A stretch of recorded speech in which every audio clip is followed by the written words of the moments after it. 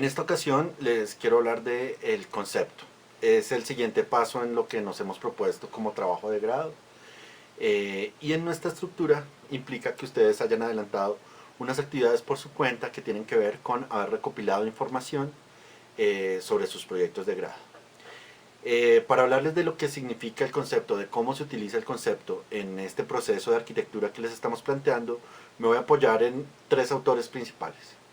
De un lado vamos a hablar de la obra de Stephen Hall y de un proyecto en particular, el proyecto de híbridos, y particularmente el Simon Hall. Eh, Vamos a hablar de Peter Eisenman en particular, un proyecto y un análisis de proyecto que les quiero presentar como ejemplo. Y un grupo que es en este momento mi grupo de arquitectos favoritos, se llama 3XN, que tienen el que quizás es el proyecto más importante de arquitectura en relación con lo que les hemos querido plantear en el curso. Así que bueno, espero que les quede claro con esta pequeña videoconferencia qué es un concepto y cómo se utiliza un concepto en arquitectura. En primer lugar, algo que tenemos que tener claro es que la idea de concepto que vamos a usar es un concepto que tiene una representación figurativa. Para eso les vamos a pedir una serie de pasos que van a quedar al final del video, que es el trabajo que van a presentar dentro de la materia y que le van a presentar a sus docentes y me van a presentar a mí. Les decía que esto tiene que ver un poco con que ustedes hayan estudiado sus temas, porque los conceptos que necesitamos son conceptos pensados como respuesta a lo que ustedes han visto, que son las características esenciales del problema que quieren abordar. En ese sentido, a este tipo de concepto le vamos a decir concepto instrumental. Es un concepto que nos va a ayudar a llevar el proyecto de arquitectura a plantear como soluciones en torno al problema que estamos investigando.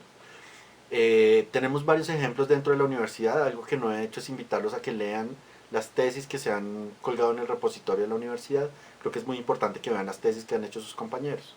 En particular, también dentro de los ejemplos que voy a mostrar hoy, les voy a mostrar un ejemplo de una compañera de ustedes que desarrolló como tema de su tesis una idea de corredores articuladores. Digamos que su concepto era el corredor articulador. Me parece que de los proyectos que hemos desarrollado es el que más claramente ha logrado darle forma a un concepto a través de darle a ese concepto unos atributos. Pero bueno, eso vendrá más adelante en el video. Por ahora, entonces, un concepto que sea instrumental, un concepto que nos permita encontrar una solución a la relación entre las dos variables que estamos estudiando, o al menos expresar en qué sentido queremos abordar esa relación. En ese sentido, los conceptos generalmente son constructos, están construidos. Desde dónde los construimos los arquitectos es algo que uno podría entrar a debatir. Yo creo que esto tiene mucho que ver con la agilidad mental, con la capacidad crítica que uno tiene, con la capacidad de dar respuestas inmediatas cuando se le plantean un problema. Pero en algunos casos esto requiere más una actitud de enterarse muy bien de las características que tiene un problema y pensar en cómo las podría resolver de una manera funcional y programática. Ojo con eso, porque esto significa que el ejercicio del concepto se enlaza con la idea del XYZ, con la idea del programa y con las operaciones programáticas que hemos visto. Todas estas operaciones se articulan en todo. No significa que por estar pensando en el concepto hoy descuidemos lo otro. El concepto que les pedimos tiene unas características. Entonces la primera, ser operacional, que sea algo que nos lleve a hacer con el proyecto de arquitectura. La segunda, que sea programático funcional. La tercera tiene que ver con las repercusiones que tiene sobre el XYZ. Pero bueno, ya casi entramos en materia y vamos a ver qué es un concepto. Para eso me voy a apoyar en algunas páginas de internet. Voy a dejar los links allá abajo en la descripción del video, que tienen que describir un poquito cómo es la filosofía de Gilles Deleuze. Me voy a apoyar en las ideas que él tiene en torno a lo que es un concepto. Para los que no son muy familiares con él, es un filósofo que ha abordado de muchas maneras distintas la relación que hay entre filosofía, arte y ciencia, o ha abordado las epistemes de esos tres grandes sistemas de conocimiento para expresarlas en sus libros. En ese sentido, yo creo que le debemos un poco a él la idea de concepto que vamos a ver, pero también que es solo un punto de partida, porque la parte más importante que vamos a ver es cómo hacerlo operacional. Entonces, bueno, entramos en materia. ¿Qué es un concepto? Peter Eisenman tiene un texto que lo voy a poner en el drive del curso, un texto muy interesante que empieza diciendo algo que me pareció genial. Y es, oiga, ¿sabe qué? No nos preocupemos tanto de qué significa que es un concepto. Eh, por una carga que tiene la arquitectura de los últimos 30 años en torno a esta idea del concepto, hemos visto muchas críticas a lo conceptual en arquitectura. Voy a insistir en esto, lo que vamos a ver aquí como conceptual es conceptual operativo. No es nada de conceptual abstracto, de conceptual por allá como si se trabajara solo con ideas y esto no tuviera una repercusión práctica en su proyecto de arquitectura. Todo lo contrario, los conceptos que queremos que propongan son conceptos que impacten el diseño. Si el concepto no impacta el diseño, ese lo dejamos por allá aparte, no es un trabajo para nuestra clase. Los conceptos operativos entonces serían instrumentos para trabajar sobre el proyecto. Sobre el texto de Peter Eisenman, como les digo, está en el drive. Entre otras cosas importantes que dice Peter Eisenman en su texto, comienza a relacionar el trabajo sobre el concepto en arquitectura con el arte conceptual. Todos sabemos que durante años ha estado el diálogo entre los arquitectos para saber si la arquitectura es básicamente un arte o es un oficio o es una disciplina o es, bueno, digamos que la consecuencia o la conclusión que saca Eisenman de todo este debate es la arquitectura es arquitectura. Y en ese sentido, se pueden establecer relaciones de familiaridad con las artes, operamos de manera similar a las artes, pero somos distintos a las artes. Y en ese sentido uno podría aquí embonar esos dos textos, articular los dos textos, el de Eisenman con los de Gilles Deleuze, en particular de Gilles Deleuze, que es la filosofía, y decir, bueno, ¿cómo se juzga lo que hace un artista plástico? Dice Deleuze. Pues se le juzga a través, él está hablando de los pintores en particular, a través de las líneas, de los colores, de los tonos que dispone sobre el lienzo. Yo haría la misma pregunta. Bueno, ¿cómo se juzga un arquitecto? Se juzga por sus diseños, por sus edificios, por la forma en la que enfrenta las 5 capas del Leupen, por cómo logra generar espacio genérico, por cómo se aproxima a qué. Esa es una pregunta que deberíamos estarnos haciendo todo el tiempo. Como arquitecto, ¿por qué me van a juzgar? Y aquí quiero abrir un pequeño paréntesis. Esto significa que este concepto está en el plano del diseño arquitectónico. Algo que estamos tratando de enfatizar es que haya poco de lo que es más oficioso, menos énfasis en torno a saber cómo se reparten cargas en un plan parcial, cómo se hace un presupuesto, cómo se calcula una tubería, y más énfasis en lo que es específico de la arquitectura, que es el diseño. Que es el diseño arquitectónico, plantear esas ideas arquitectónicas. Esto como un paréntesis ahí, ustedes saben que yo siempre hago paréntesis en clase. Bueno, pero entonces en esta dinámica de cómo es un concepto o de cómo se aplica en la práctica un concepto de diseño, pues tenemos que siempre tener presentes unas características. Gilles Deleuze dice, la filosofía crea conceptos. Acá les quiero leer 3 ideas que están al final de ese texto de Gilles Deleuze de qué es la filosofía. Dice, la filosofía se enfrenta al caos construyendo conceptos mediante personajes conceptuales sobre un plano de inmanencia. La ciencia se enfrenta al caos construyendo functores mediante observadores parciales sobre un plano de referencia. El arte se enfrenta al caos construyendo perceptos y afectos mediante figuras estéticas sobre un plano de composición. No es el momento de empezar a definir qué son los afectos, qué son los preceptos, qué es el plano de composición, pero yo sí haría énfasis en estas figuras estéticas, estas figuras que tienen que ver con la forma, con cómo se juzga la forma. Entonces el concepto que estamos buscando es un concepto que nos permita dirigirnos hacia el proyecto. Por eso, volví a hacer énfasis una vez más, se trata de un concepto operacional, un concepto operativo, un concepto que nos permita hacer cosas en el proyecto. En ese sentido tenemos que apelar a su capacidad de síntesis. Necesitamos que ustedes hagan conceptos que no sean totalmente literales en torno a lo que esperan con el proyecto. Ya hemos hablado de las intenciones. Yo quiero que mi proyecto una, que mi proyecto articule, que mi proyecto segregue, separe.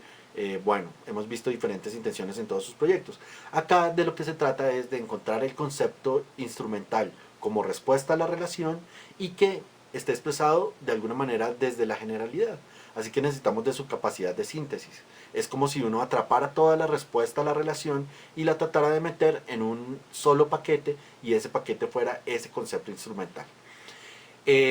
Necesitamos por lo tanto que estos conceptos que ustedes acuñen tengan unos textos explicativos y sobre todo en esos textos explicativos tratar de transmitir el concepto, tratar de transmitirlo con calidad como respuesta al problema. Así que de esto, toda esta primera parte de que es un concepto, sale una claridad, y es que necesitamos que sus preguntas estén más claras, que ustedes ya sepan hacia dónde va la investigación, que ustedes sepan cuál es el problema principal al que se enfrentan en la investigación. Que voy a insistir en esto, siendo arquitectos que se van a juzgar por la arquitectura que hacen, no es solucionar un problema social, no es aportar a los índices de trabajo, al porcentaje de desempleo, a no sé qué, sino que tiene que ver estrictamente con variables dentro de la arquitectura, que sean problemas arquitectónicos en particular. Así que si tenemos eso ahí como entre paréntesis, podríamos ya empezar a hablar de cómo es un concepto instrumental. Entonces lo primero, es abstracto. Significa que cosas como decir, mi concepto es una caja, mi concepto es un compás, mi concepto es un lápiz, no nos sirven. ¿Por qué? En primer lugar, porque cuando yo digo que un edificio es como un lápiz, estoy forzando las metáforas al máximo. Estoy yéndome ya a un campo de la imaginación donde yo no podría aportar pruebas que demuestren que un proyecto es como un lápiz. Eh, Empiezo por sacar las características que tiene un lápiz, miro las características que tiene un edificio y digo, bueno, se parecen quizás formalmente. Entonces no es el concepto del lápiz. El concepto es la estructura alargada, es esta configuración longitudinal, y entonces decir configuración longitudinal como concepto, bueno, está en un mayor nivel de abstracción. Sin embargo, no se trata de un concepto, es una idea. Y estas son las cosas que creo que hacen difícil hablar del concepto. No se sientan frustrados, no se sientan que no dan con esto, no boten la toalla rápido. Crear el concepto es algo que es complejo y vamos a tener que comunicarnos mucho en estos días para entender cuáles son los conceptos que ustedes están tratando de aportar a su proyecto, con los cuales están tratando de resolver la relación que esperan presentarnos. Como les iba diciendo, el concepto no es algo ostensible, una referencia ostensible. ¿Qué es una referencia ostensible? Algo que yo puedo apuntar con el dedo. Si yo digo mi concepto es una caja, si yo digo mi concepto es un avión, mi concepto es un lápiz, pues estos no son conceptos, realmente son elementos que están en la vida real, son ostensibles, yo los puedo señalar con un dedo, eso significa ostensible. El concepto está en un nivel mayor de abstracción, el concepto ha decantado de una serie de elementos, de una serie de partes, ha decantado lo que es común. Eso también está en la teoría de Gilles Deleuze. Para Gilles Deleuze el concepto está conformado de otros conceptos, de partes de otros conceptos, y surge donde esos otros conceptos se articulan. Decir que un concepto está conformado de conceptos también nos deja en un plano muy abstracto. En eso pues voy a recalcar, no somos filósofos. Sin embargo, uno podría entender que cuando está hablando del concepto y cuando está hablando de arquitectura, sí tiene que hacer una serie de conexiones con otras áreas y con otras ciencias. Yo les propongo con la clase de hoy una serie de pasos. Esa serie de pasos espero que las cumplan y estoy seguro de que si las llevan a cabo van a entender de qué manera se formula un concepto en arquitectura. Bueno, hasta aquí ya podríamos sacar la primera conclusión. El concepto es instrumental, el concepto sirve para hacer cosas con el proyecto. Primera conclusión, no es ostensible. Yo no lo puedo apuntar con un dedo. La segunda conclusión, requiere por lo tanto un nivel de abstracción. Si cuando yo digo mi concepto es un puente, ¿cierto? Estoy ya dotando el concepto de unas características físicas específicas. En ese caso, no estoy trabajando con el concepto, estoy trabajando con una metáfora.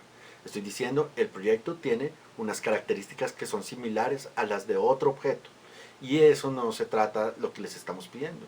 Como es un concepto instrumental, este concepto tiene que moverse entre la generalidad. ¿En la generalidad de qué? De conceptos que sean propios de la arquitectura. Es decir, el concepto instrumental está formado de operaciones, ideas, procesos que se han decantado a lo largo de la historia y con los cuales los arquitectos tenemos familiaridad. Por decir algunos, voy a poner algunos ejemplos para que esto no quede en el vacío. Por ejemplo, el concepto de espacio es un concepto que a uno le dicen espacio y uno puede hacerse una imagen mental, pero poderlo definir es algo que es complejo. Definir el espacio es de hecho un gran reto. Puedo decir ejemplos de espacios iluminados, espacios cóncavos, espacios convexos, espacios en sombra, espacios en luz. Pero al decir espacio no estoy haciendo ninguna referencia ostensible. Estoy en un nivel de abstracción mayor que cuando digo espacios opacos, cuando digo espacios translúcidos. Es en ese sentido que el concepto de espacio podría ser útil para esto que estamos haciendo. Otro concepto que se ha decantado a través de la historia de la arquitectura es el de tipología formal, la tipología. Tiene una historia, es un concepto que ha sido estudiado, que ha sido historiado, que al momento tenemos textos paradigmáticos que podríamos estudiar. Esa es la gracia de escoger un concepto que esté al interior de la disciplina y no por fuera, que guardamos cierta familiaridad y se ha ido decantando teoría alrededor de él. El concepto de planta libre, creo que todos me han escuchado alguna vez hablar de Le Corbusier, de su aproximación a la planta iluminada, a la planta liberada, a la planta de luz, a la planta radiante, y de ahí cómo fue decantando la idea de planta libre. La idea de planta libre es un concepto de arquitectura. Digamos que si a mí me dicen planta libre, se me pueden ocurrir unos ejemplos. Pero más importante que esos ejemplos, lo que se me ocurre es una manera de proceder. ¿Cómo se procede cuando se procede con la planta libre? ¿Qué es lo que prima en la planta libre? Y de ahí lo puedo unir, por ejemplo, a las estructuras del Eupen, a las estructuras programáticas que estamos planteando, y con todo eso comenzar a conformar el paquete de respuesta al problema de diseño que estamos planteando. Otro concepto es la idea de Romplan, de Adolf Loos, no me voy a detener en ello, o por ejemplo el concepto de vacío. Todos ellos son conceptos que de alguna manera pertenecen a la disciplina, tienen una historia y tienen una forma de representarse en proyectos de arquitectura. No me voy a ir como muy por las ramas de esto. La verdad es que lo que vamos a hacer tiene un contenido un poco superficial en la medida en la que quisiéramos profundizar mucho en estos conceptos, que ustedes nos contaran la historia, nos contaran todos los componentes que tienen, pero no tenemos el tiempo ni tenemos el espacio para lograr esto. Así que nuestro concepto va a tener que ser definido muy brevemente a través de unas pequeñas y cortas conexiones con la historia de la arquitectura. Entonces, para hacerlo se vuelve muy importante esa relación con la historia, pero también que uno conozca qué puede dar como diseñador, en dónde están las fortalezas de diseño. Así que los conceptos de diseño, estos conceptos instrumentales que queremos, únicamente los puede hacer un arquitecto que haya diseñado. Un arquitecto que no haya diseñado no tiene las herramientas para poderlos producir. Y yo aquí otra vez abrir un paréntesis, pues un arquitecto que no diseña, no sé hasta qué punto podríamos decirle arquitecto, cierro paréntesis. En ese sentido, los conceptos y los que le proponemos tienen que ver con el proceso. Son problemas de proceso. Nosotros estamos empezando ya a entender que las relaciones que estamos estudiando nos circunscriben a ciertos problemas de la arquitectura y que para solucionar ese problema el concepto podría ser un instrumento que nos permita llevar lo que han sido nuestras ideas en torno a la relación que estamos estudiando a procesos de diseño puntuales, a la organización puntual del espacio. En ese sentido, un mismo concepto, digamos el concepto de planta libre, me debe permitir múltiples soluciones. Voy a insistir en que no es una referencia ostensible. Como el concepto no me permite apuntar a un objeto en particular, sino que me presenta múltiples respuestas, múltiples asociaciones, al yo formular la idea de concepto en el proyecto de arquitectura, no se me debe cerrar a una sola respuesta. Eso es una forma de medir si voy avanzando bien. Me debe abrir múltiples respuestas, me debe presentar la posibilidad de establecer muchos vínculos, tanto con la historia como con otras formas y otros proyectos. Es decir, que todavía no me ancla a una forma. ¿A qué me ancla? A un proceso, a una manera de concebir la forma y por lo tanto restringe la manera en la que voy a juzgar la arquitectura. Si yo digo mi proyecto se basa en la planta libre y alguien me pregunta por el presupuesto, pues hombre, ya no se está moviendo en el mismo esquema de valores en el que yo estoy trabajando. Me está desviando la atención de mi tesis, de resolver estas dos variables que son el centro de nuestro proceso de investigación, a otro aspecto que no tiene que ver con el diseño, sino que tiene que ver con la parte operacional de la arquitectura, más con la parte laboral, diría yo, que con la parte operacional. Entonces, en ese sentido, yo quisiera hacer énfasis en que los conceptos que vamos a trabajar delimitan el espacio de trabajo en el que estamos. ¿En qué espacio de trabajo estaríamos, por lo tanto? Estaríamos hablando de la distribución del programa, características programáticas, características funcionales. Hemos dado algunos atributos a los espacios. El concepto entonces que necesitamos delimitar sería ese punto donde todas esas aristas que hemos trabajado, donde todos los ejercicios que hemos hecho comienzan a confluir. Él se decanta como solución al problema y nos permite, a partir de él, proponer una solución de diseño, proponer un esquema de diseño. Lo último que tendría que decirles es que hay en el Drive también una lectura. La lectura aborda unos principios de una persona que se llama Ullman. Él propone 3 puntos que me parecen muy importantes al hablar de esto. El primero es un dispositivo. También en lo de dispositivo podríamos echarnos una clase de 30 horas hablando de qué es un dispositivo y cómo funciona, pero no tenemos el tiempo ni es este el espacio para hacerlo, así que no me voy a meter con ello. Pero digamos que como dispositivo, yo diría, voy a hacer un símil acá, una metáfora, es como una cámara de fotografías, tal como les decía anteriormente, es un marco. La cámara de fotografías lo que hace es que encuadra. El concepto nos va a permitir definir un encuadre que es el desde el cual vamos a operar con el proyecto. Nos va a definir como, mire, no me hable de, voy a insistir en este tema, no me hable del presupuesto, hábleme de espacios correlacionales, hábleme de la planta libre, genera un marco como dispositivo. Lo otro, segundo aspecto, es que debe partir de la descomposición funcional. Yo diría acá que hemos hecho muchos esfuerzos programáticos y en ese sentido, complementados con las lecturas que ustedes han hecho del problema, ya deberían ustedes entender cómo funciona este problema, cómo funciona la relación. Y al tener esa relación, descomponerla funcionalmente. Ese sería el segundo componente que es importante en el concepto que vamos a delimitar. El tercero es que desde esas funciones que hemos aislado, es desde las cuales se va a proponer el concepto. Ahí estarían como los 3 pasos fundamentales de esta cadena de valor. Espero que lo hayan anotado. Estos videos tienen una gran ventaja y es que podrían retroceder. Sin embargo, al final del video les voy a exponer muy puntualmente cuál es el ejercicio, cuáles son los componentes que esperamos y qué es lo que tienen que representar ustedes. Sin meterme en más definiciones y con tan solo estos aspectos muy perimetrales de lo que es un concepto en arquitectura, teniendo en mente que lo que les vamos a pedir es una noción abstracta que nos permita irnos a lo instrumental y que permita ser un dispositivo que despliegue aspectos funcionales del proyecto, voy a explicarles a través de 2 proyectos. El primer proyecto es un proyecto de Peter Eisenman, el Centro Aronoff para las Artes. Es un proyecto que analicé estando en la maestría. Los 2 proyectos que les voy a mostrar son análisis que hice durante la maestría. El segundo proyecto que les voy a mostrar es el proyecto de 3XN para el Orested College.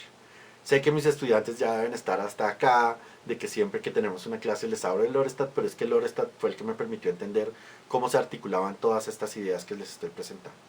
Antes de meterme con los proyectos, inserto aquí un agradecimiento al arquitecto Mehmet Charun, que fue la persona que me introdujo a todos estos temas, no solo a través de sus clases, sino como compañero en un taller. Yo fui su becario, fui su asistente, y fue viendo cómo opera él en su taller que decanté muchas de las ideas que él propone, saqué lo que me parecía más importante y con ellas construí el curso que estamos viendo de trabajo de grado. Sin más, entonces vamos a ver los 2 proyectos. El primero es de Peter Eisenman, el segundo es el Orested. ¿Listos? Cerramos ahí. Mi primer ejemplo va a ser el Centro Aronoff de Peter Eisenman. Es un edificio que se construyó entre 1988 y 1996. Ya tiene, wow, más de 25 años, creo, o 25 años. En él Peter Eisenman plantea una serie de conceptos que me parecen interesantes de presentar acá. Lo primero es que esta presentación que les voy a hacer en este momento está dividida en 3 partes. La primera es qué investiga Peter Eisenman cuando hace sus proyectos. La segunda es cómo representa este concepto que les voy a presentar. Y el tercero es cuál es el concepto. Podemos empezar con una descripción general. El Centro Aronoff era una extensión de la Escuela de Arquitectura, Arte y Planeamiento de un colegio en Estados Unidos, de un college en Estados Unidos, una universidad en Estados Unidos. Y lo que se proponía era añadir 43.000 metros cuadrados de programa y reorganizar 50.000 metros cuadrados de programa. Para que ustedes se hagan una idea, significaba zonas de exhibición, biblioteca, teatro y 4 escuelas que iban a cambiar la manera en la que funcionaban para dejar de ser escuelas tradicionales y empezar con una modalidad interdisciplinar en la que existiera una relación más fuerte entre administradores, facultad y estudiantes. En ese sentido, el Centro Aronoff es un proyecto que no solo ejemplifica una manera de trabajar con la arquitectura, sino con el programa. Bueno, el Centro Aronoff se articula con ideas que Peter Eisenman ha trabajado desde hace mucho tiempo, en particular con dos conceptos que a mí me parecen muy importantes. El primer concepto se llama interioridad, el segundo concepto, exterioridad. ¿A qué se refiere Peter Eisenman con la interioridad? A que hay ciertos principios que son internos de la arquitectura, disciplinares. Voy a insistir en esto, todas las cosas que estamos transmitiendo en el taller no son de creación reciente, no es una preocupación reciente, imagínense ya desde los años 80 casi, Peter Eisenman estaba en una reflexión sobre cuáles son esos temas que son específicos de la arquitectura. ¿Por qué? Esta idea de interioridad significa que hay ciertos diálogos en los que la arquitectura no es una dialogante, no establece una, conexión, una comunicación muy veraz ni es muy oportuna. Cuando hemos hecho el taller hemos visto que muchos estudiantes tienen preocupaciones que nacen de su día a día. Por ejemplo, solucionar problemas laborales, solucionar problemas de empleo, de la salud. Bueno, Peter Eisenman dice, mire, en muchas ocasiones esta investigación es más para un sociólogo, para un antropólogo, para otro tipo de profesional que para el arquitecto. Así que esta idea de que hay una interioridad de la arquitectura va a ser fundamental en el proyecto que les voy a explicar, el proyecto Aronoff. Y en particular está muy asociado a la tesis de maestría de Peter Eisenman y a la primera etapa de trabajo de él. La segunda es un concepto, el de exterioridad, y dice, bueno, hay unos agencias, hay unos agentes que son externos a la arquitectura, pero que tienen que ver con ella, que tienen que ver con la manera en la que se construye, con la manera en la que se articula con el lugar, con la manera que recibe el programa, pero esas son cosas que no pertenecen a un diálogo entre arquitectos. En esas ya pueden participar grupos transdisciplinares e interdisciplinares, y eso es lo que aborda cuando aborda el programa del Centro Aronoff. Es decir, que cuando empieza con el proyecto del Centro Aronoff, también hace un llamado a que el trabajo del arquitecto no solo sea intradisciplinar, sino que también lleguen elementos de otras disciplinas. Bueno, en este dibujo pueden ustedes ver un diagrama de lo que es el ejercicio final de Peter Eisenman. Hay algo aquí que tengo que aclarar sobre esta planimetría que ustedes pueden ver en la pantalla, y es que esta planimetría es producida por la oficina de Eisenman en los 90 cuando estaban empezando apenas a conocerse el CAD. Hay muchas cosas acá que están trucadas, que cuando uno mira el proyecto en realidad no forman parte de la arquitectura, sino que son más intenciones que no pudieron llevarse a cabo. Lo segundo que les diría es que en esta imagen, en esta diapositiva donde se ve algo de lo que es ese diagrama de interioridad, Eisenman va a hacer una reflexión en torno a un concepto que llegue a demoler la triada de Vitruvio, por ejemplo. Esos son los conceptos de interioridad que Peter Eisenman está buscando con su arquitectura. En particular, diría yo, hay un concepto en Vitruvio que es por lo cual está esta imagen, que es la idea de la estática del edificio, la idea del firmitas. Cuando uno ve este fragmento de una fachada de Peter Eisenman, dice, bueno, la idea de firmeza aquí tiene que ver con otro asunto, ¿no? No se trata de la misma idea de firmeza y estabilidad del templo griego, sino que el edificio de Eisenman de alguna manera parece afectado por fuerzas sísmicas, por un temblor, parecen capas telúricas. En ese sentido, ese sería el diagrama de Peter Eisenman, un diagrama que comienza a hablar hacia la interioridad de la arquitectura, el concepto comienza a hablar sobre la interioridad de la arquitectura, por ejemplo, con la idea de estabilidad. De lo que se trata desde antes de la obra de Eisenman es comenzar a involucrar diferentes agentes, diferentes formas de alterar la forma del proyecto de arquitectura, pero en particular en el Centro Aronoff, me parece a mí, es una opinión personal, esta idea de capas tectónicas comienzan a jugar con la noción de estabilidad. Es como que al ver el edificio pareciera que el edificio se está cayendo. Esa misma idea, ese mismo concepto, que todavía no le hemos dado nombre, pero que tiene que ver con crítica a la idea de estabilidad, de firmitas en la arquitectura, se puede ver en la imagen que presento, que ven aquí, es una imagen de un edificio que parece estarse cayendo, ¿no?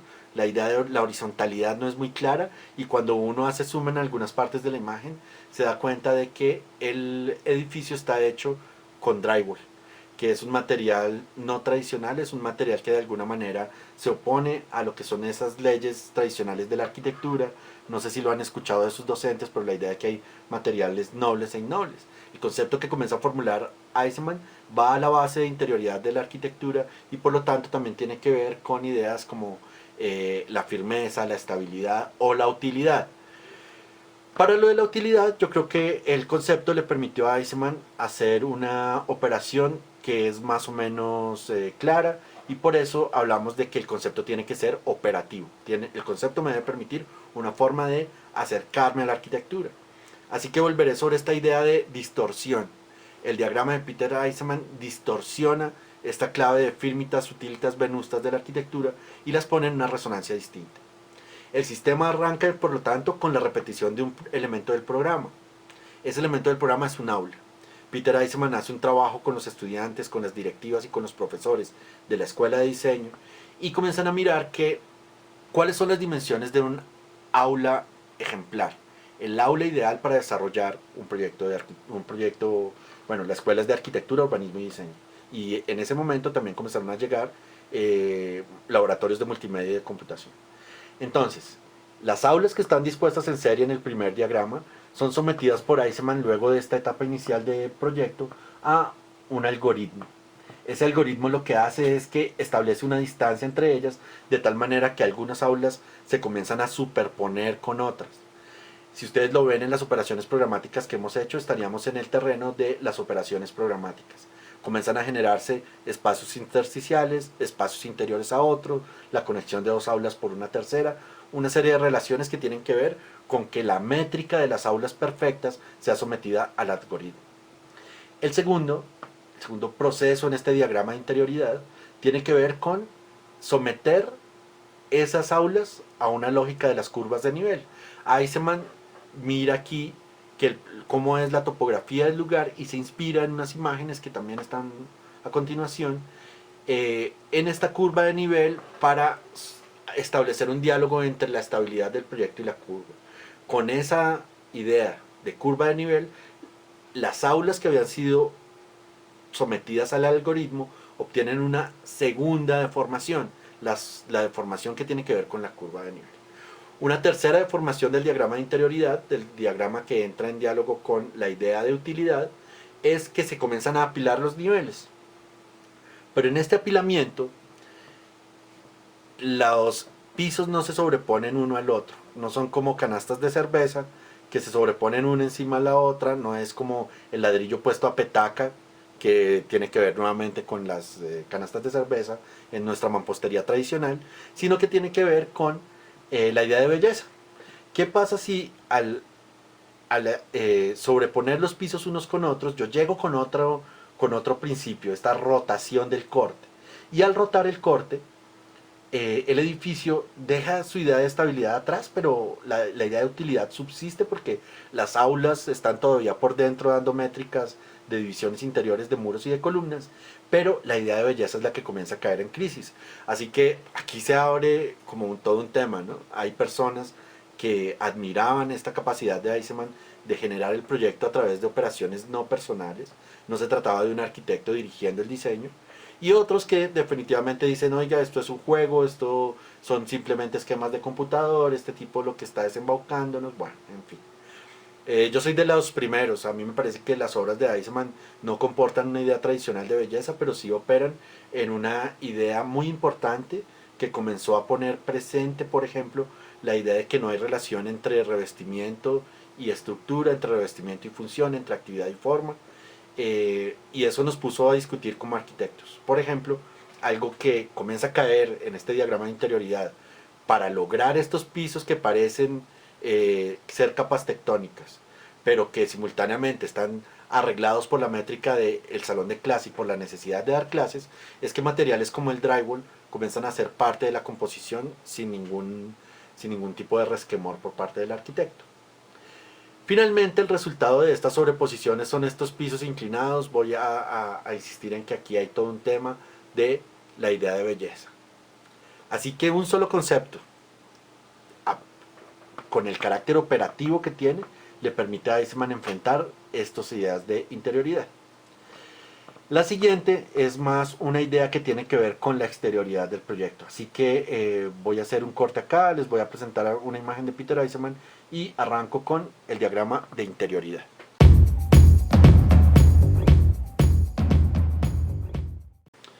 Bueno, ¿por qué meter el lugar en la interioridad? Porque en este proyecto en particular hay ciertas condiciones del lugar con las cuales Peter Eisenman establece una relación que cambia la distribución de temas específicos del proyecto. Esos temas específicos del proyecto son la idea de firmitas, utilitas y venustas que ya les he expuesto. En el lugar había unas preexistencias, yo creo que se las señalé en la presentación inicial, y sin embargo, esas preexistencias que son ajenas al proceso de diseño, son puestas aquí en crisis, esa idea de que el lugar es exterior al proyecto. ¿Cómo lo logra Peter Eisenman? Lo primero es que maneja sustratos, es decir, que el diseño va a surgir por la superposición de diferentes capas. Esas diferentes capas, de manera similar al proceso que ya expliqué anteriormente, van a alterar la manera en la que se diseña. En cuanto al lugar, entonces, esta es una planta general de lo que es el lugar hoy en día. Los invito a que la visiten en Google Earth. En Google Earth está tanto el estado actual como que se pueden ver fotos hasta de 1984, creo. La primera foto con la que arranqué esta exposición es una foto del lote de 1984. ¿Qué hace Peter Eisenman con el lugar?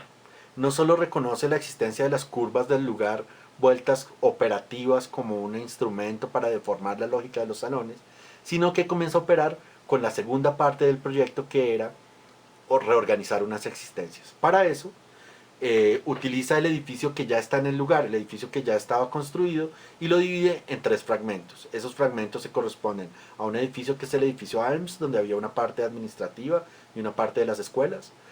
El segundo edificio que va a cortar es el Departamento de Arte, Arquitectura y Diseño, y un tercer edificio que se llama Wolfson. Yo quiero pensar que esta parte también tiene que ver con lo que hacemos, en términos de que se trata de una maniobra geométrica que va dirigida a cómo reorganizar el programa. Es decir, lo que deja Peter Eisenman de las preexistencias es una huella programática, una huella de cómo se administraba el programa. Para investigar ese diagrama del lugar, entonces la pregunta sería, ¿qué es lo que es implícito del lugar cuando yo estoy haciendo un proyecto de arquitectura? Y Peter Eisenman llega a una idea concreta. Lo que hay es una relación entre el edificio, entre lo que es interno a la arquitectura, y una exterioridad. Y voy a insistir en esto, le da una vuelta a esta idea, diciendo, bueno, ¿qué sucede si yo utilizo esa exterioridad como el germen de mi proyecto? Para ello, como se muestra en este diagrama, utiliza un sistema de rotación. Esa rotación es la rotación del perfil en planta de los 3 edificios. Es decir, utiliza la planta preexistente como un elemento geométrico, como un trazado geométrico, un perfil, e inicia un proceso de rotación con respecto a la preexistencia. Esa rotación va a dejar una serie de huellas en el lote que se van a volver un sistema de plazoletas, accesos a parqueaderos, algunas son simplemente terrazas o huellas de muros que están en el lugar. Una segunda rotación permite entender que es común a los esfuerzos de rotación que Peter Eisenman hace un espacio central, un espacio colectivo, una intersección, un área que es de este gráfico que les muestro está en rojo. Ese espacio va a ser muy importante porque le va a permitir reorganizar el programa arquitectónico y por lo tanto lleva el concepto a el manejo de funciones, que como les he dicho explícitamente es algo que vamos a tener que hacer nosotros con nuestro proyecto. El resultado de esas operaciones es que comienzan a surgir aquí 3 espacios con 3 características muy definidas: el espacio de borde, el espacio intersticial y el espacio colectivo o espacio central del proyecto. Todo ello nace a través de una manipulación geométrica de la figura del lugar, de la figura de los lotes que están en la preexistencia, de los edificios que están en la preexistencia. Bueno, siguiendo con esta idea de utilizar el lugar como una cantera de la cual voy a sacar ideas de cómo funciona el edificio, Peter Eisenman aísla un elemento de circulación. Ese elemento se llama el chevron. El chevron es un elemento que en heráldica es un triángulo que se utiliza en algunos escudos, pero que Peter Eisenman va a tomar literalmente como circulación. Me imagino yo que el edificio de preexistencia, porque no conozco los planos anteriores, estaba distribuido en peinillas, es decir, que una gran L conformaba la circulación del edificio central.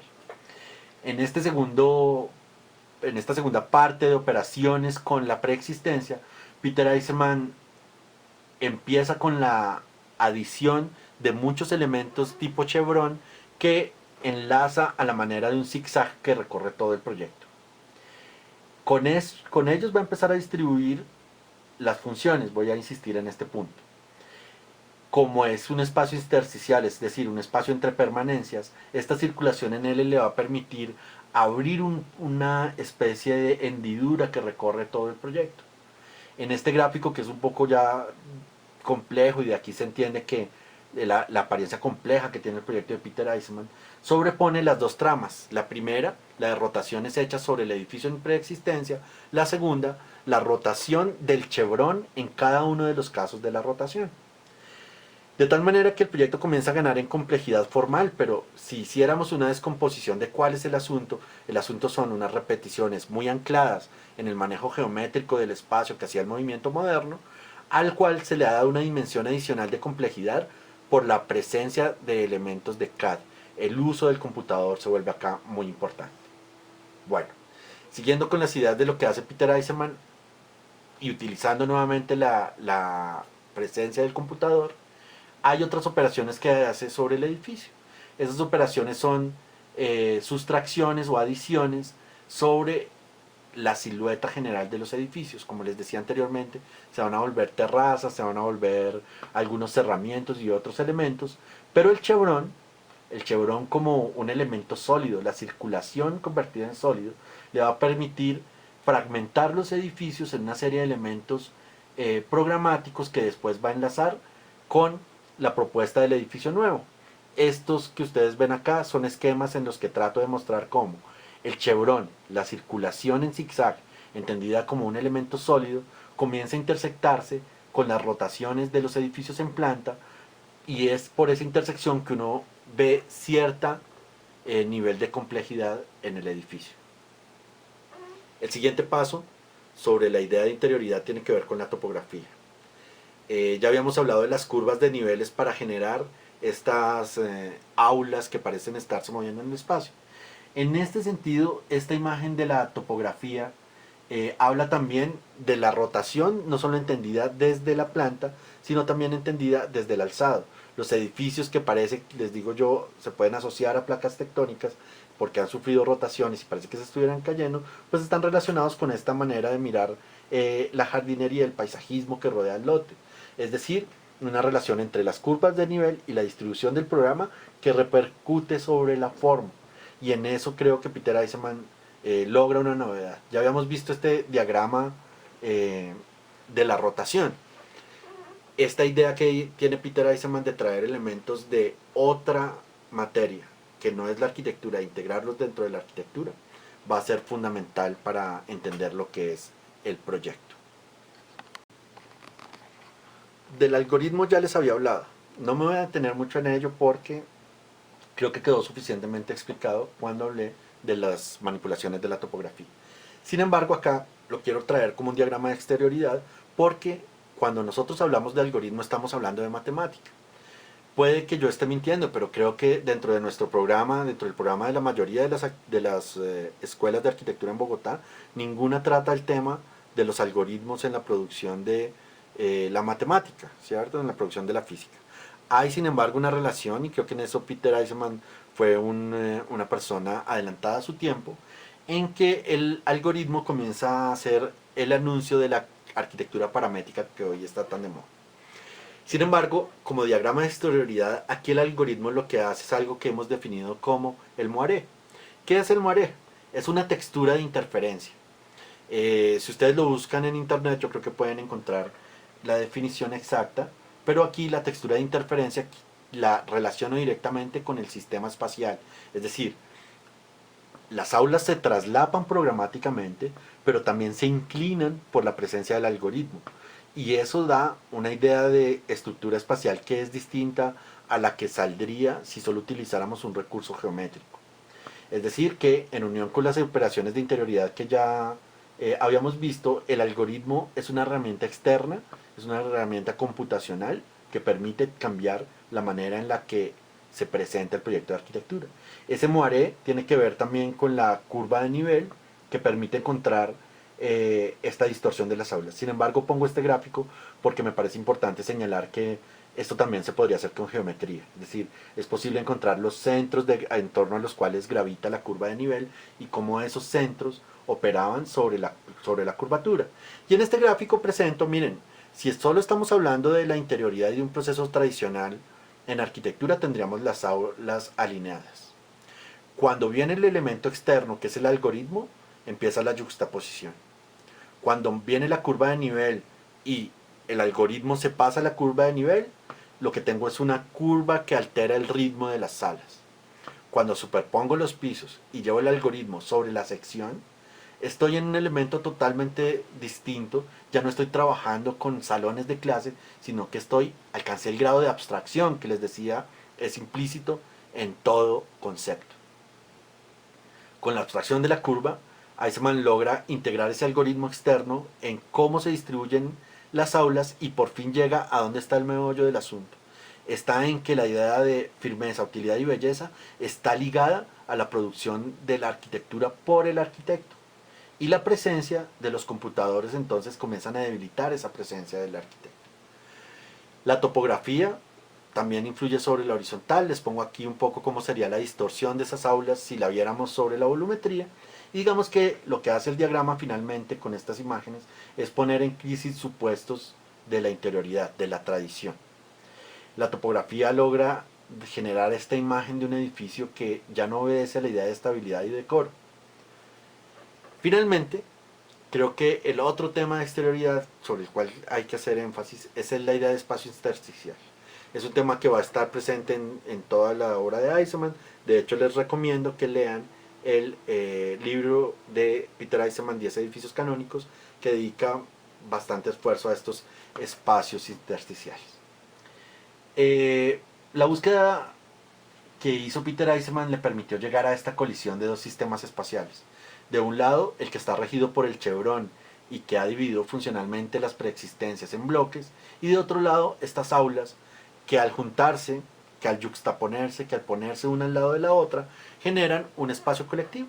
Ese espacio intersticial, ese espacio que no está muy dominado, que se deja casi que al libre contacto de las dos diagramas, del diagrama de chevrón y del diagrama del algoritmo, y que sucede por su colisión, comienza a aceptar unas actividades que no son exactamente programáticas, pero son las que le dieron vida al colegio, a la escuela de diseño.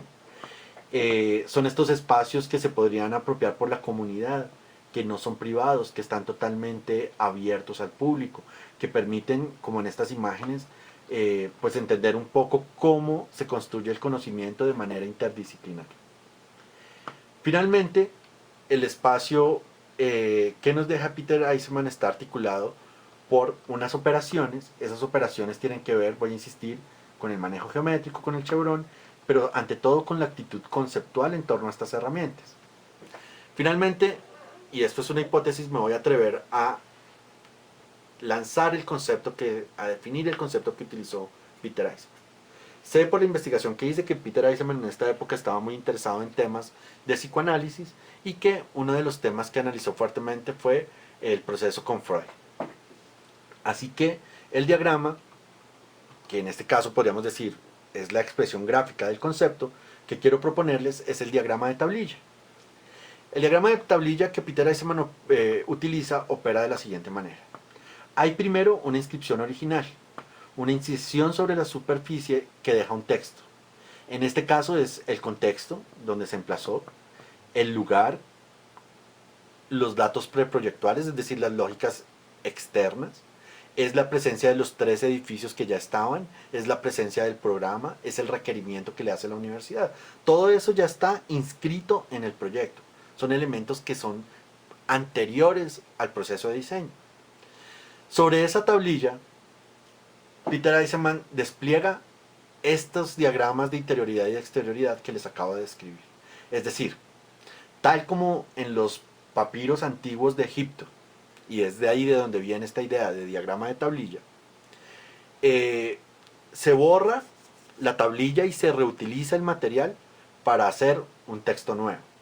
Sobre la tablilla borrada se realiza una inscripción nueva. Sin embargo, en la tablilla borrada quedan algunos rastros de lo que había antes. Si estuviéramos siendo literales, quedan las preexistencias, queda la huella de las preexistencias.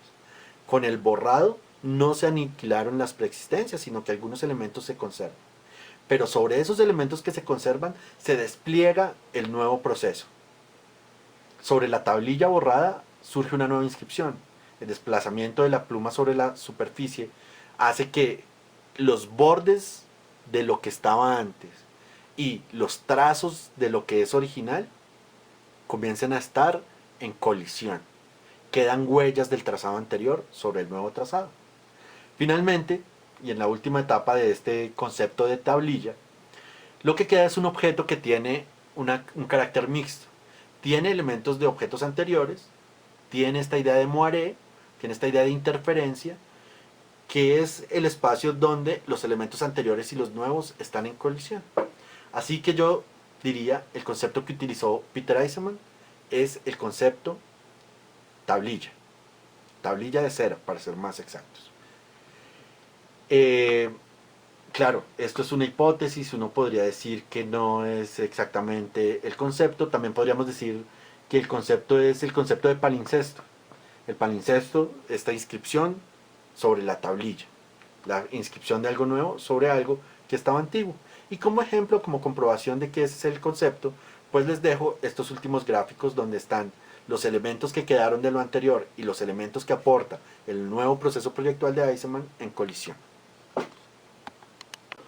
La segunda parte o el segundo concepto que quisieras exponerles son realmente dos conceptos y están en relación con un proyecto que mis alumnos deben estar cansados de que les hable. El proyecto se llama Orsted College. Fue con el análisis del Orsted que entendí que había unas cosas que podíamos utilizar para generar el trabajo de grado en torno a cómo se investiga en arquitectura.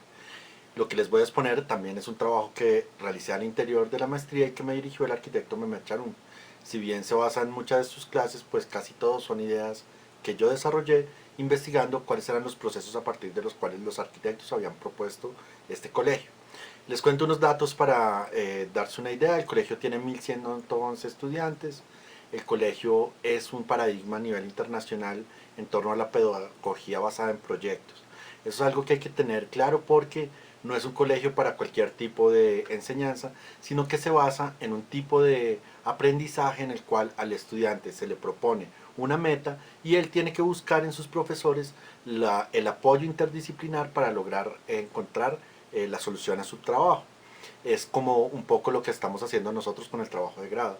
Usted ve si tiene un problema y le pregunta a Fabio, le pregunta a Laura, le pregunta a Juan, le pregunta a Luis. Y entonces eso significó para quienes diseñaron el colegio cambiar la manera en la que se distribuían las aulas para adentrarse en una manera en la que fuera ese vagar de los estudiantes por el colegio, esa idea de los estudiantes buscando información, lo que les ayudara a estructurar el proyecto. Para mí ese concepto es el concepto principal tras la obra de 3XN en su conjunto y se llama coalescence en inglés. En español yo le diría juntar. Está expresado como un verbo y en ese sentido es aún más operativo porque nos permite ya entender el proceso de diseño como un proceso en el que yo cojo cosas programáticas y las uno. Ahora, no es cualquier tipo de juntar, es un juntar pedagógico. Y ese juntar pedagógico inicia con una descomposición en la manera en la que se dan las funciones al interior del colegio y la manera en la que ellas se expresan a través de unos elementos arquitectónicos que se llaman Big Boys. Estén atentos a esto porque esto es de lo que va a tratar la exposición de ese concepto. Les encargo y si pueden hacerlo en YouTube, hay una cámara conectada 24 horas al colegio Orested y pueden ustedes ver en vivo cómo se desarrollan las actividades del colegio. Bueno, como les decía, el primer verbo es coalescer, que estoy tratando de traducir como juntar. Sin embargo, les voy a contar un par de cosas adicionales sobre el lugar. El colegio ahora está en Copenhague, en Dinamarca, y tiene este tipo de carta solar. Esa idea de tener un sol que está muy bajito ya comienza a botar unos temas sobre la composición, ¿no? De cómo van a ser las fachadas, cuáles fachadas pueden estar expuestas al sol, cuáles van a estar siempre en oscuridad, y eso se refleja en la manera en la que el grupo 3XN maneja la envolvente del proyecto. Sin embargo, el proyecto tiene también un carácter urbano. el Orestad es un distrito de renovación urbanística y el gobierno de Dinamarca lo pensó como innovación, también como un distrito de innovación para la arquitectura.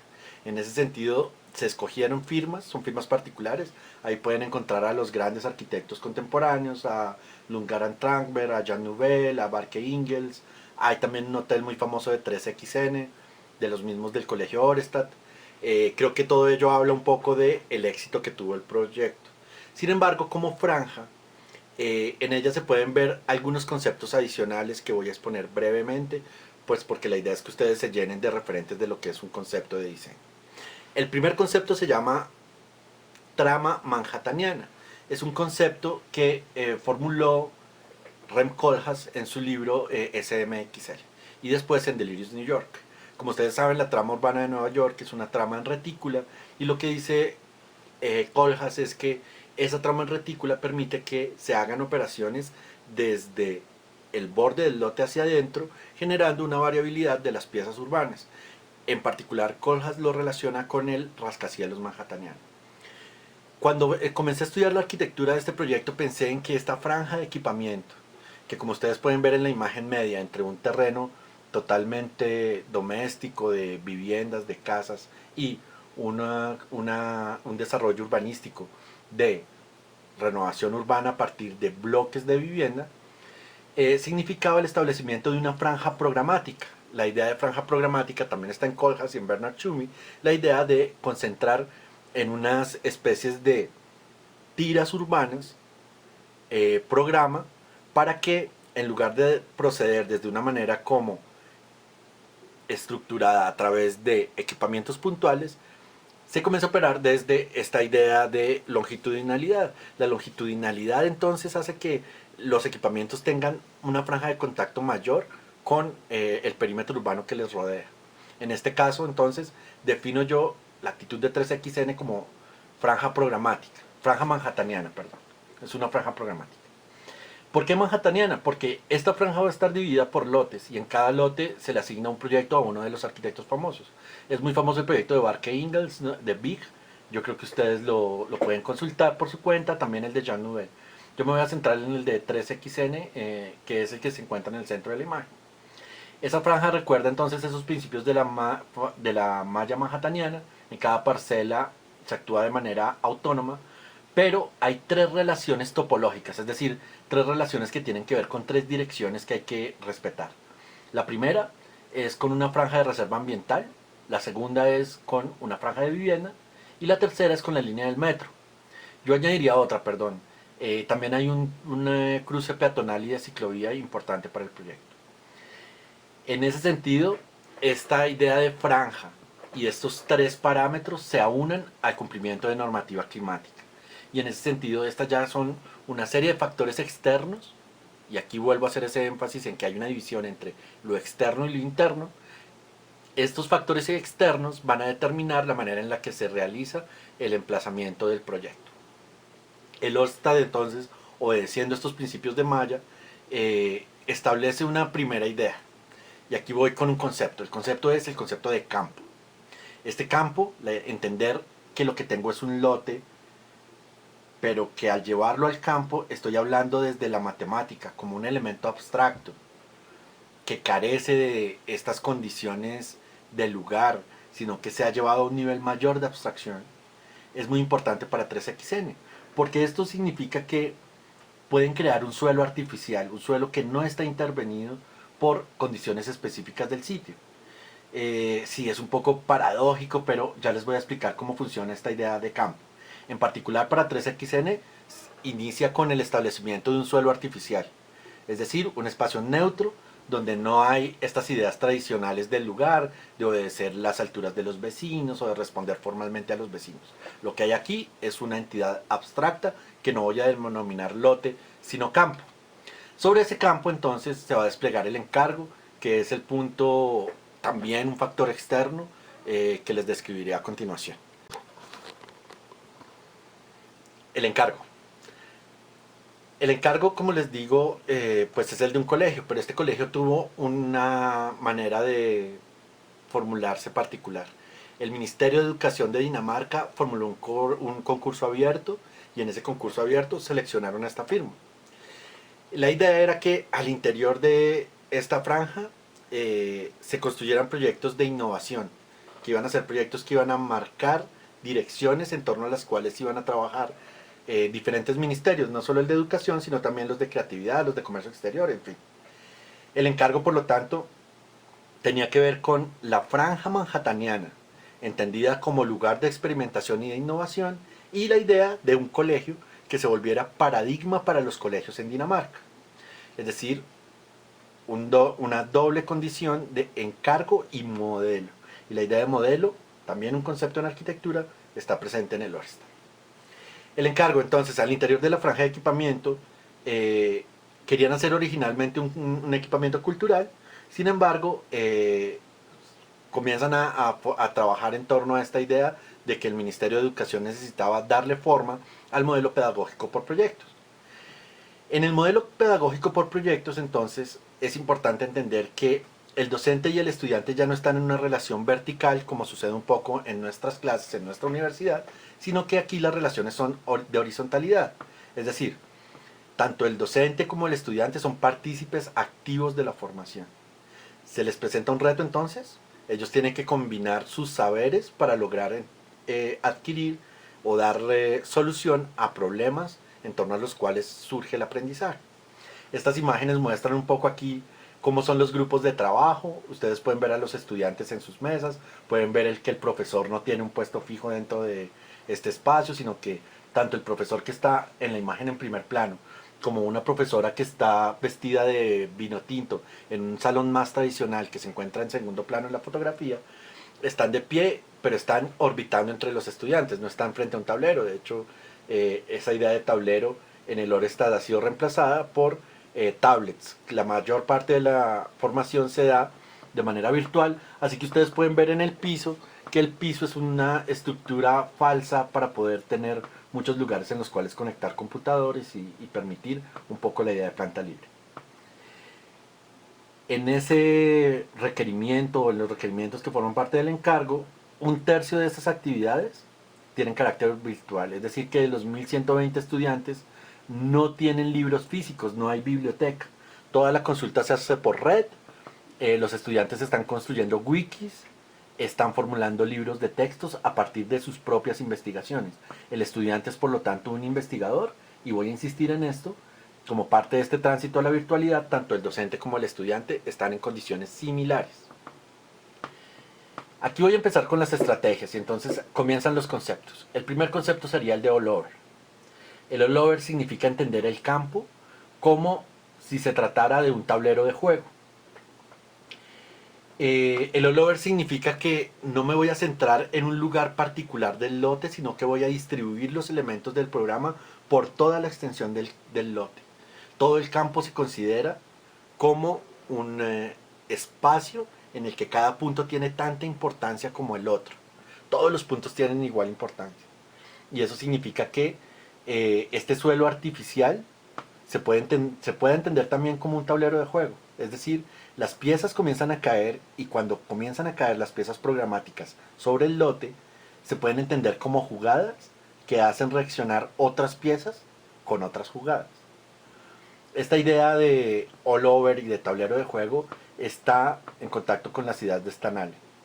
Para él, el nivel del suelo artificial es un tablero del juego en el que se pueden disponer esquemas compositivos o su relación. Las relaciones entre estos elementos entonces sugieren que se puedan hacer distintas asociaciones.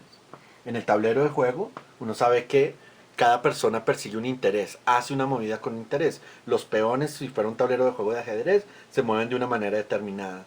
Los alfiles, los reyes, las reinas se mueven de maneras determinadas, y cada jugada va apoyando un interés del jugador.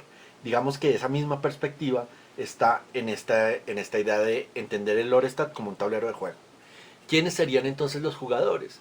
Pues las personas que van a utilizar el programa, los arquitectos que están formulando el programa, el Ministerio de Educación, que llega con esta idea de un colegio y de un modelo pedagógico por proyectos. En el análisis que yo propongo, entonces, uno puede entender que hay ciertos patrones. Esos patrones hago yo la comparación con piezas en un tablero de ajedrez, entendiendo que hay diferentes tipos de asociación. ¿Por qué? Porque lo que me interesa de Lorestad no es ni la estructura, ni la fachada, ni la forma de emplazamiento, sino cómo el colegio dio lugar a nuevas formas de asociación entre estudiantes y profesores.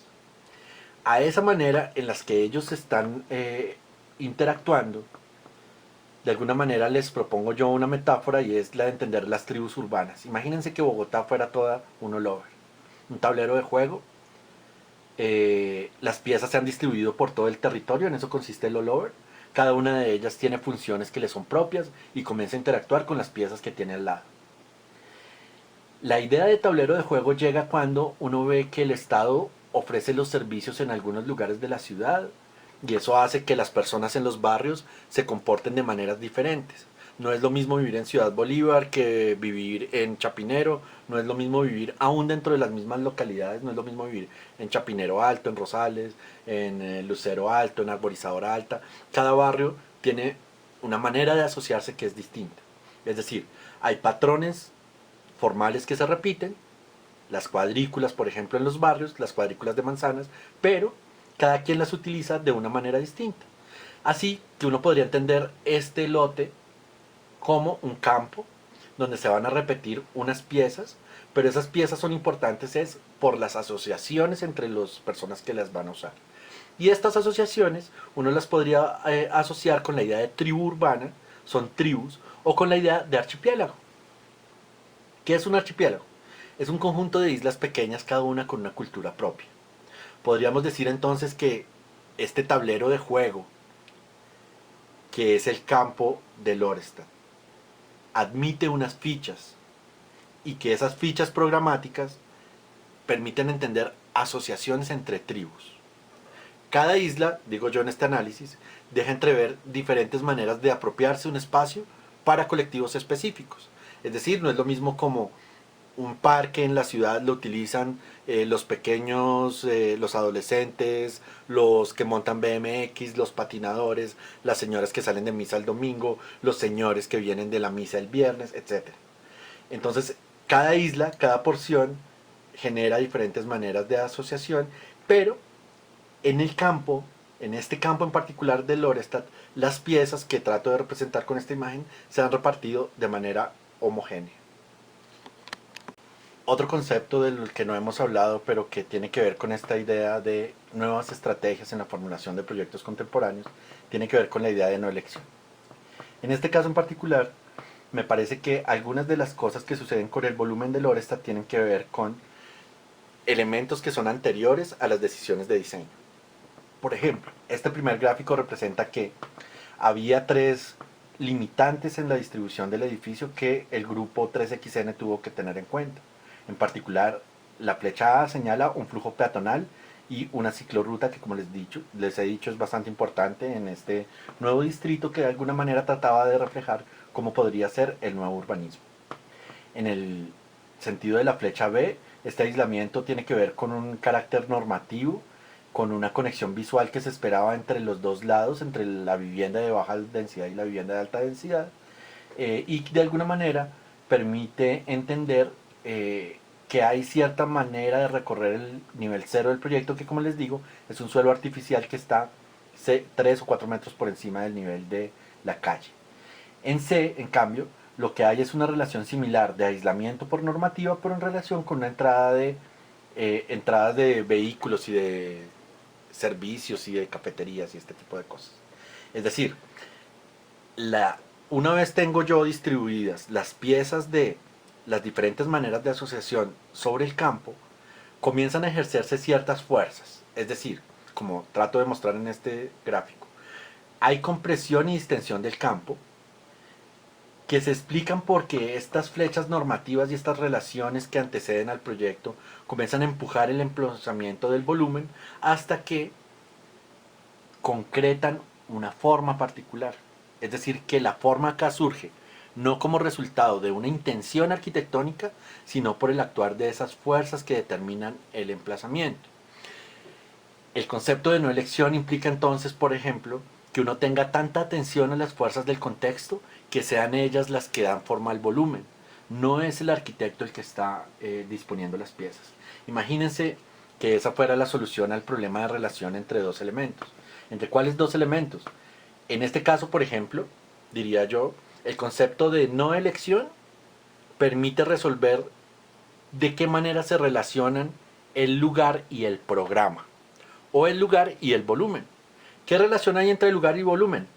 Normativa, de tensión, de compresión, de distensión y de formulación de una caja. Esa caja sería el volumen normativo. Así que finalmente este es el proyecto, esta imagen es la del proyecto, cuando han intervenido todas estas fuerzas que son las que han dado forma al volumen.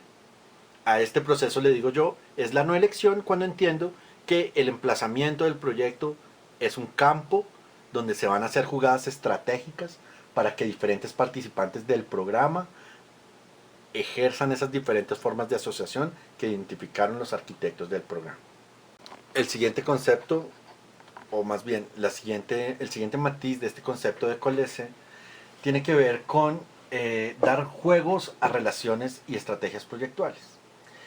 Es decir, sabemos que esta idea de juntar tiene que ver con la manera en la que se van a agrupar las tribus urbanas al interior del proyecto. Esas tribus serían los estudiantes como agentes de conocimiento y los profesores que tienen una doble labor, tanto de asesoría como de guía, pero sobre todo desde la horizontalidad de la relación. No se trata por lo tanto de hacer salones, aunque hay algunos salones que voy a mostrar más adelante, sino de lo que se trata es de generar espacios para que estas agrupaciones puedan ejercer sus diferentes formas de relación libremente. Es decir, de la noción de construcción común del conocimiento en relación al trabajo en grupo, Colese marca la relación entre espacio genérico y espacio programático. En un colegio tradicional lo que tendríamos serían aulas, espacio programático seriadas. Piensen un poco en lo que es la universidad. Este es un college, es decir, una universidad, una formación de universidad, similar a la de la universitaria. Lo que tenemos son espacios programáticos uno al lado del otro y hay poco espacio genérico. El espacio genérico está casi todo asumido por circulaciones. Lo que hace el Orested es invertir esa relación. Nos va a dar mucho espacio genérico porque entiende que es en el espacio genérico donde las personas pueden asociarse libremente. Es decir, permite un nivel mayor de interacción, erosiona la idea del límite que está como tan de la mano de las aulas tradicionales y permite pensar en otro tipo de interacción que no sea la relación vertical entre profesor y estudiante. Reta la posición del docente en el espacio y convierte toda la planta en un espacio libre. Yo creo que hay elementos de planta libre o de planta flexible en este elemento, y cada uno de estos espacios genéricos, por su amoblamiento, comienza a dar la idea de archipiélago. En esta imagen, por ejemplo, vemos que del lado derecho hay estudiantes que están en solitario de su computador, pero del lado izquierdo hay unos estudiantes que decidieron agruparse, el profesor está de pie, el profesor está entre ellos y formaron un pequeño grupo. En toda la mitad hay unos estudiantes que, aunque estaban trabajando de manera individual, dan la vuelta a sus sillas para relacionarse con lo que está sucediendo en la mitad. El otro gran elemento para que esto suceda es el amoblamiento. En ese sentido, los muros se han disuelto. Como ustedes pueden ver en las imágenes, los muros son elementos de amoblamiento como lockers, armarios, tableros, y se han reemplazado por unas especies de islotes. Estos islotes tienen un nombre en inglés, se les conoce como fat boys, como chicos gordos o chicos grandes. Así les dicen los estudiantes, pero digamos que el amoblamiento reemplazó al muro, y estos pequeños recintos han reemplazado la idea de patio de juego o la idea de cafetería por un amoblamiento mucho más libre, donde los estudiantes pueden descansar, se pueden sentar de otra manera, pueden establecer grupos de otra manera. Les dejo algunas imágenes. Para mí lo fundamental de esta manera de ver el diseño del Orested es que las imágenes son muy impactantes, ¿no? Imagínense cómo sería nuestra Agustiniana con más espacios liberados como este, o si en este edificio nuevo que todos nos preguntamos un poco por estas placas que no tienen programa, que lo que tuviéramos son espacios para que ustedes se pudieran reunir ahí. Es decir, los Fat Boys se vuelven centros de actividad, los estudiantes intercambian las ideas de otra manera y la idea de aula es reemplazada por estos islotes que están debajo de una estructura. No todos esos islotes son libres. Debajo tienen salones de clase, auditorios, pequeños sitios para proyección, es decir, que se vuelven piezas. ¿Qué es una pieza? Es una unidad programática y arquitectónica que permite su articulación dentro de un conjunto más grande. El siguiente concepto es el de Shape Behavior.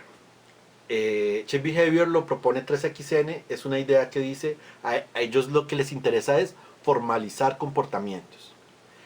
¿A qué se refieren ellos? En algunas entrevistas se han referido a esto como que de lo que se trata es de mostrar cómo ciertas disposiciones del espacio invitan a que la gente rompa rutinas y genere nuevas formas de asociación. Imagínense, voy a insistir en esto, si no tuviéramos, por ejemplo, muros entre los salones de la Agustiniana. ¿Qué tendríamos? Tendríamos un espacio fluido en la que los diferentes profesores estaríamos navegando entre mesas de trabajo y ustedes podrían apropiarse de todo el piso, cada quien mirando qué está haciendo el otro. De alguna manera lo que busca este colegio es fomentar esta idea de shape behavior, de dar forma a que ese comportamiento, que podría aparecer esporádicamente, se vuelva una constante. Se rompa la idea de salón tradicional, tanto en muros como en fachadas, y de alguna manera apoyarlo de una manera técnica. ¿De qué manera técnica? Pues con plantas flexibles, con plantas libres y con un piso técnico, un espacio genérico no programático de amoblamiento y la disposición de una iluminación continua. Si ustedes ven la fachada no se basa en ventanas, sino que trata de dejar de entrar la mayor cantidad de luz por todas las fachadas que van a estar iluminadas. Como les decía, 3 fachadas van a estar iluminadas y una va a estar oscura. Para dar una idea de cómo esto funciona, hice estos 2 gráficos que participan de la idea de notación. Lo que hice fue tratar de disponer el amoblamiento tal como lo veía en las imágenes y a través de estos gráficos tratar de mostrar en el primero cómo se mueve un profesor que está deambulando por los espacios y de otro cuáles son las relaciones cuando lo que pongo es el concepto de shape behavior. Cuando lo que pongo es la idea de el espacio invita a una conducta. ¿Cuál es la conducta? La de la interacción. Finalmente, ese shape behavior lo expresan a través de un diagrama. ¿Cuál es el diagrama? Bueno, uno puede ver que en la firma 3XN, a través de todo su trabajo, siempre hay diagramas a mano alzada que que muestran más bien la manera en la que ellos enfrentan el proyecto. Yo aquí hice una metáfora y es tratar de hablar de ciertas operaciones que fueron fundamentales para encontrar esto. El volumen yo ya les había hablado un poco desde la planta, pero hay ciertas operaciones que ellos, que son tradicionales en ellos y que con las cuales le dan forma a este concepto de suelo artificial, que como les dije participa de la noción de campo y de la noción de tablero de juego. ¿Cuáles son? Extruir, sustraer, inclinar y emplazar. Esta secuencia la deduje a partir de mirar cómo ellos se expresaban del proyecto y cómo movilizaban las manos en algunos videos donde ellos hablaban de la forma en que lo graficaron. Y con ello llegué a traer de la historia un concepto. Como les decía, los conceptos que tenemos que generar, que son instrumentales, pueden basarse en traer de la historia algunos elementos. El elemento que yo traigo a colación es la idea de Le Corbusier de caja de milagros. La caja de milagros. El verdadero constructor, el arquitecto, puede construiros los edificios más útiles porque conoce todo lo relativo a los volúmenes. De hecho, puede crear una cajita mágica que contenga todo lo que vuestro corazón pueda desear. Escenarios y actores materializan el momento en que la cajita mágica aparece. La cajita tiene forma cúbica y lleva en sí cuanto es necesario para hacer milagros: levitación, manipulación, distracción, etc.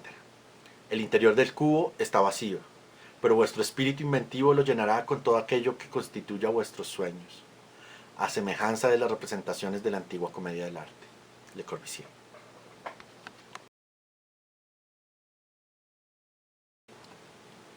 El siguiente concepto que analicé en el proyecto es esa idea de caja de milagros. ¿Cómo es la caja de milagros? Yo tomé algunas de las intenciones que manifestaba Le Corbusier en su texto y comencé a hacer una analogía entre cómo estaban presentes en el concepto de Le Corbusier caja de milagros y cómo se comenzaban a ver en el concepto de 3XN. ¿En dónde están? Están en cosas como esta idea de que la caja de milagros está vacía. Entonces, para mí el punto inicial era cómo llena el vacío este grupo de arquitectos. Y encontré que ellos tenían unas actitudes diagramáticas con las cuales empezaban a formar ese vacío. La primera es la idea de boomerang. Con el boomerang, ellos dan una primera imagen de cómo las placas se van a articular en torno a un vacío central. Esas placas, esos boomerangs, van a estar apoyando también la idea de espacio genérico y espacio programático. Concebir el volumen así tiene diversas implicaciones, pero digamos que uno está ya doblemente aislado del contexto, no solo porque ha entendido esta idea de campo y de que lo interesa es el límite de su lote hacia adentro, sino que ha determinado cómo las circunstancias urbanas actúan ya bien como fuerzas, ya no desde una manera tan enraizada en lo cultural como sucede en mucha de nuestra mejor arquitectura, sino que estas fuerzas son las que van a generar ese primer volumen, la caja.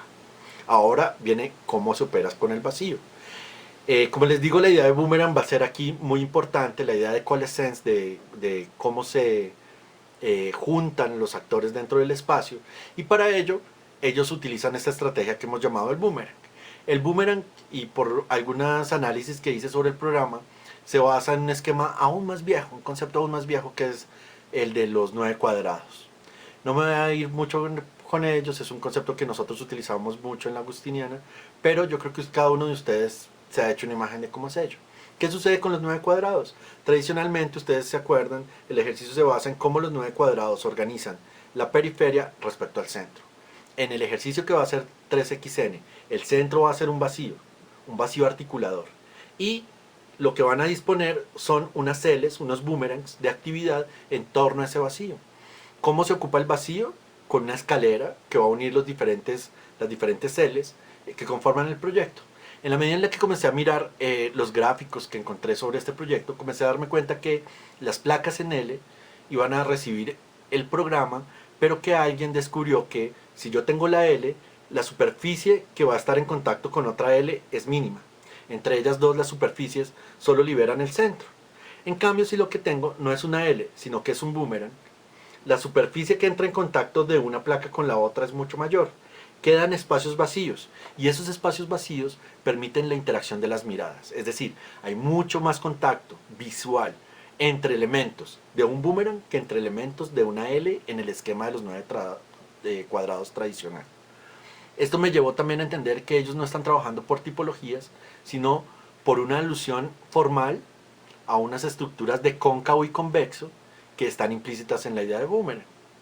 Voy a ir más despacio con eso. El concepto se podría llamar en este caso boomerang. Claro, ¿cuál boomerang? Y como les he dicho, no puede ser uno extensible, no puede ser ese boomerang. Entonces digamos que aquí es juntar con el boomerang, es el concepto. ¿Juntar qué? Juntar las miradas. Creo que ahí hay que hacer un énfasis. Esta disposición no tradicional de los boomerangs entonces permite que el espacio genérico se libere para la ocupación de cada planta, y el espacio colectivo se genera a través de la interacción de las miradas y esté volcado sobre el espacio central del proyecto. Adicionalmente, a estos boomerangs no caen en las posiciones tradicionales, que serían únicamente 4, sino que ellos van girando, son unos grados como de 70 grados, van girando, y con ello van construyendo una elipse. Esa elipse estaba presente en los primeros programas, era una forma de distribuir el programa que, como ustedes van a ver, ya estamos cerrando esta exposición, pues repercute en lo que es la imagen del proyecto, entendiendo que este vacío ordenador va a ser muy importante. Voy a dejar aquí la presentación para no alargarme tanto y no aburrirlos con esto. Las últimas operaciones que están en el análisis, yo les voy a dejar los links en la descripción a los PDFs donde hice esta descripción. Tienen que ver con la distribución del programa y ver el colegio como una megaestructura. Pero más allá de estos que son particularidades de estos documentos, quisiera recalcar la importancia acá de los conceptos. Es decir, el proyecto no surge desde la invención, ni es un proyecto de creatividad o una obra artística en la que mi alma se representa en el proyecto, sino que estos arquitectos han logrado entender una idea y esa idea la han expresado en un concepto. ese concepto aplicado sobre esta idea de juntar, aplicada sobre los campos, aplicada sobre el programa, aplicada sobre las aulas, es la que explica la forma general que tiene el colegio, es la que explica la idea de piezas programáticas, es la que explica que los Big Boys solo aparezcan donde hay sitios donde mirar, porque como son sitios donde los estudiantes van a estar libremente, podrían hacer cualquier cosa, no me voy a meter a señalar qué cosas, pero fundamentalmente permiten que, aunque las actividades son privadas, están en la visual de los demás. Y aquí comienzan a haber unas interacciones muy interesantes en torno a la idea de verticalidad y horizontal que ya les había señalado. Voy a hacer un paréntesis, voy a cerrar aquí. Yo sé que quedan dudas y que tienen muchas cosas que preguntar. La idea es que vean primero este video y ya nos vamos a ver en la clase virtual, donde van a estar Catalina y Laura también atendiendo dudas. Y me imagino que ellas también llevarán dudas. Yo les pienso hacer un par de preguntas a todos los grupos. Pero lo principal es que me gustaría que después de haber visto este video tengan lápiz y papel, porque vamos a ir con la tarea, ¿listos? O sea, hay una tarea, ustedes tienen que generar un concepto. La idea es que ustedes mismos formulen el concepto, no voy a ir más de ello. Para ello, vamos a hacer dos gráficos que están en el PDF que explica lo que hizo Stephen Hall con la idea de porosidad. Está en inglés, pero hagan el esfuerzo de leerlo, así sea por Google Translate, no importa. Lo primero es formular el concepto como una especie de solución avanzada, una especie de intuición que se materializa en concepto, aunque ustedes ya deberían haber alargado la construcción de sus marcos de referencia, y lo propongan, denle un nombre. Darle un nombre es súper importante. Las cosas no existen hasta que no tienen nombre. Alguien dijo eso y creo que acertó totalmente cuando lo dijo. Pónganle un nombre y con ese nombre vamos a construir una primera tabla con lluvias de ideas. Vamos a poner características físicas asociadas a esa idea. ¿Qué les sugiere a ustedes cuando uno dice juntar?